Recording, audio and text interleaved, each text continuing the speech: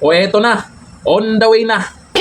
Magbebenta na sila ng 20 pesos per kilo na bigas dyan sa Davao Oriental matapos nagkaroon ng malakas na lindol dyan. O dito sa balita, 20 pesos per kilo bigas ni Marcos Jr. mabibili na ng mga taga Davao Oriental.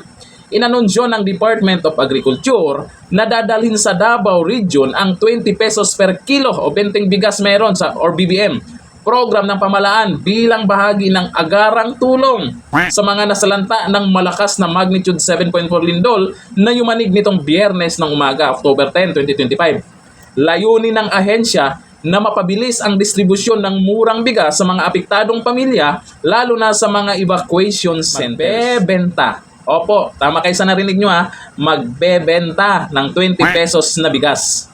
Nakakahiya naman dun sa mga nagbigay ng libreng tulong, lalo na tong Office of the Vice President. Ito nga yung reaksyon ng isang netizens yan, sabi ni Ausayo Anti. Bago mag-eleksyon, puro bigay ng ayuda. Ngayon, bebentahan pa ng mga apektado ng lindol ng administrasyon na to. Diskarte nila yan.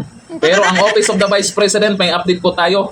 Matapos tumama ang magnitude 7.4 lindol sa Davao Oriental, tiniyak ng Office of the Vice President, Southern Mindanao Satellite Office, kaya mabilis po ang tulong na maibigay dyan kasi bawat satellite office po ng Office of the Vice President meron ng nakahandang tulong libre, hindi sila nagbebentahan. Mahigpit nilang minomonitor ang sitwasyon at handa silang tumulong sa mga lokal na pamahalaan kung kinakailangan.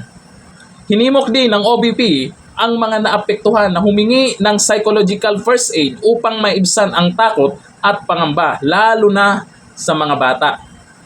Dagdag pa ng tanggapan, patuloy silang mananalangin para sa bansa at sa lahat ng apektadong komunidad.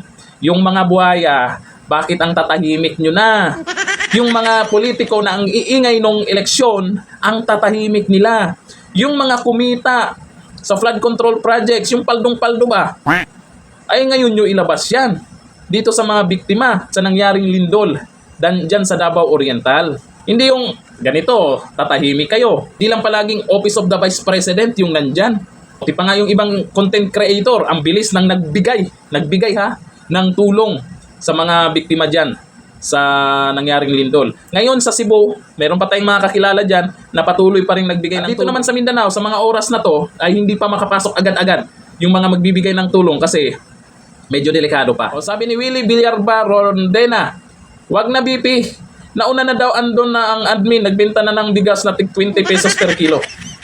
Sabi ni Dens Dawang Dobo, yan ang tunay na leader, may malasakit sa kapwa Pilipino. Ito sabi ni Roel Manlanat Caldo, nakaredy na po ang truck nga may karga tag 20 ang kilo or wala pa kabalo ang nailindol. Ay alam na din Junior yan, kaya nga meron ng 20 pesos kilo ng bigas. Pero depende pa rin naman yan kung may bibili dyan. Malamang may mga bibili pa rin dyan.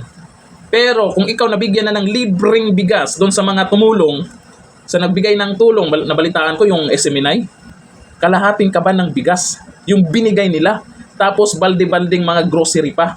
At may libreng pakain pa. O di ba? Yan dapat ang kailangan. Sabagay, okay din naman yan, tulong daw yan. 20 pesos per kilo na bigas. Yan dito na lang, thank you. Bye-bye.